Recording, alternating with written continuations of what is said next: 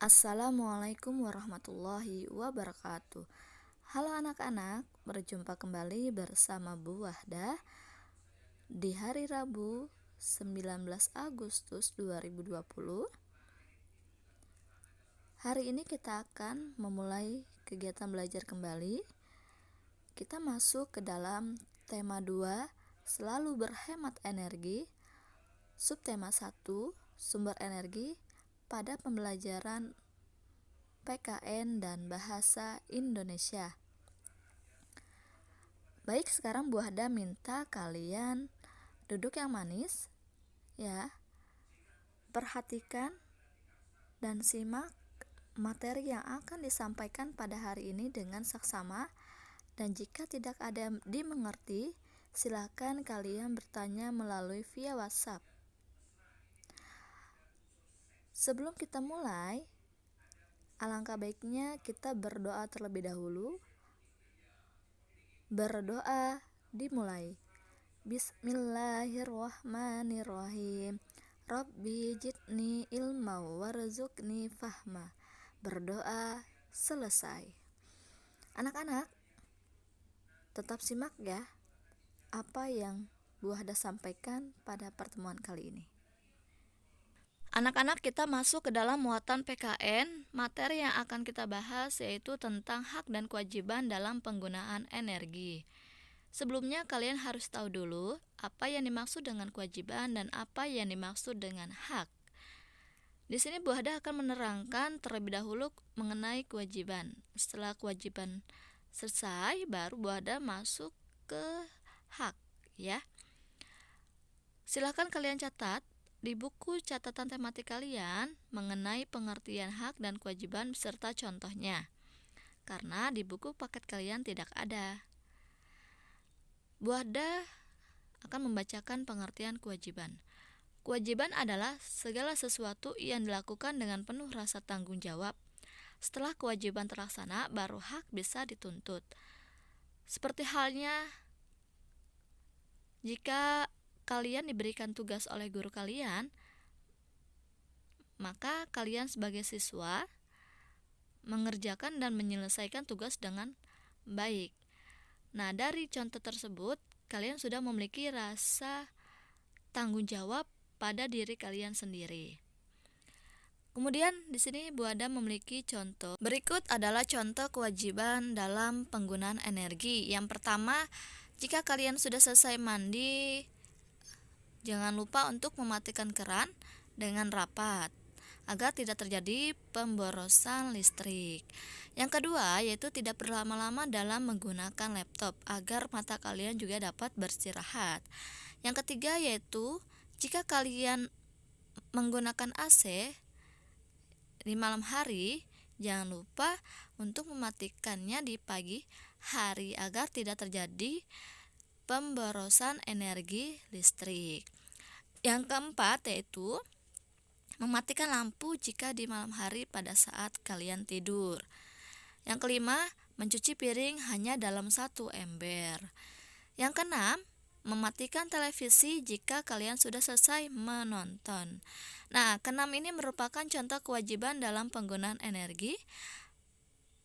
Dalam artian kalian harus berhemat energi dan jangan sampai ada pemborosan dalam pemakaian tersebut.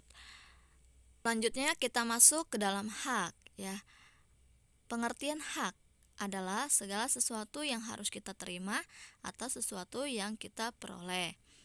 Di sini ada beberapa contoh tentang hak dalam penggunaan energi.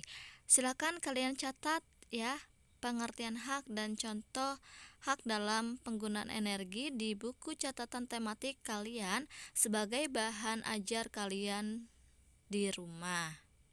Berikutnya ada contoh hak dalam penggunaan energi. Apa saja contoh hak dalam penggunaan energi? Kalian bisa lihat di sini ya. Nah, ini dia. Yang pertama, menggunakan lampu sebagai cahaya atau penerangan dalam belajar. Yang kedua, kalian bisa gunakan air untuk mandi, mencuci piring, masak, dan lain sebagainya. Yang ketiga, kalian dapat memanfaatkan sinar matahari untuk menjemur pakaian. Selain menjemur pakaian, kalian juga dapat menjemur anggota tubuh kalian di pagi hari agar anggota tubuh kalian mendapatkan vitamin D. Jadi, hak dan kewajiban itu merupakan satu kesatuan yang tidak dapat dipisahkan. Keduanya saling berhubungan satu dengan yang lainnya. Selanjutnya kita masuk ke dalam muatan bahasa Indonesia. KD 3.2 mencermati keterhubungan antar gagasan yang didapat dari teks lisan, tulis maupun visual. Pada slide berikutnya bisa kalian lihat dan kita baca secara saksama pengertian dari teks lisan. Teks lisan adalah teks yang dibagikan secara langsung menggunakan mulut sebagai gambaran dari teks berikut. Nah, ini silakan kalian catat di buku catatan tematik kalian. Setelah teks lisan ada teks tulis. Teks tulis adalah teks yang penyampaiannya dibagikan secara tidak langsung atau melalui tulisan. Silakan kalian catat pengertian dari teks tulis di buku tematik kalian. Yang terakhir yaitu ada teks visual. Teks visual adalah sebuah rangkaian proses penyampaian informasi atau pesan kepada pihak lain dengan menggunakan gambar. Di sini Bu Ada memiliki beberapa contoh informasi dari ketiga teks tersebut. Berikut contoh teks informasi yang dapat kalian peroleh dari teks tentang matahari sebagai sumber energi utama. Teks ini termasuk ke dalam teks tulis pada muatan bahasa Indonesia. Kalian perhatikan dan lihat teks berikut ini. Ini merupakan informasi teks tulis ya yang ada di buku paket kalian, di buku paket tematik 4B di halaman 5. Kalian bisa baca dan setelah kalian selesai membaca, jangan lupa kalian tentukan gagasan pokok dan gagasan pendukungnya. Langsung diisi di buku paket kalian. Kemudian kalian bisa menceritakan informasi berdasarkan gambar yang diamati atau melalui teks visual. Dalam teks visual, itu informasi dapat diperoleh dari gambar. Yang kedua, informasi dapat diceritakan dengan menjelaskan bagian-bagian gambar secara detail dan terperinci. Yang ketiga, sampaikan juga gagasan pokok dan pendukung yang terdapat dari gambar tersebut. Di sini Bu Ada akan menjelaskan mengenai teks visual. Di sini Bu Ada memiliki sebuah gambar. Kalian bisa lihat sendiri gambar apa ini. Ya, kalian di sini menceritakan kembali ya mengenai gambar yang Bu Ada tayangkan ini dan kalian kembangkan menjadi sebuah paragraf. Kemudian kalian tentukan gagasan pokok dan gagasan pendukung dari gambar tersebut. Nah, dari gambar tersebut kalian kembangkan menjadi sebuah paragraf seperti ini ya, seperti yang Bu Ada bikin. Yaitu temanya bermain layang-layang.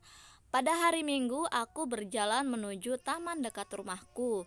Sesampainya di taman, aku bermain layang-layang. Pada saat aku bermain layang-layang, tiba-tiba layanganku terputus dengan sendirinya. Aku mulai sedih, dan saat layang-layangku terputus, tidak ada orang yang menolong untuk mencarikan layang-layang milikku. Layang-layang pun sudah pergi jauh dan tidak bisa kuambil. Dan dari situ aku pulang ke rumah, lalu aku mencuci tangan dan beristirahat. Setelah kalian kembangkan menjadi sebuah paragraf, maka kalian bisa tentukan gagasan pokok dan pendukung dari karangan yang tadi sudah Bu Ada buat ya. Ini ada tugas yang harus kalian kerjakan ya di buku latihan tematik.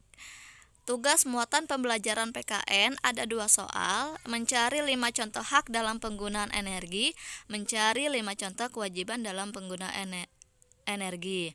Kedua soal ini seperti tadi yang sudah Bu Ada jelaskan, kalian bisa mencarinya di referensi Google ataupun di buku paket lainnya. Silakan dikerjakan, kirim laporannya via WhatsApp. Berikutnya yaitu ada tugas muatan bahasa Indonesia. Silakan kalian lihat. Alhamdulillah, pembahasan materi pada hari ini selesai dengan baik. Terima kasih anak-anak atas perhatiannya. Kurang lebihnya Bu Hada mohon maaf. Wassalamualaikum warahmatullahi wabarakatuh.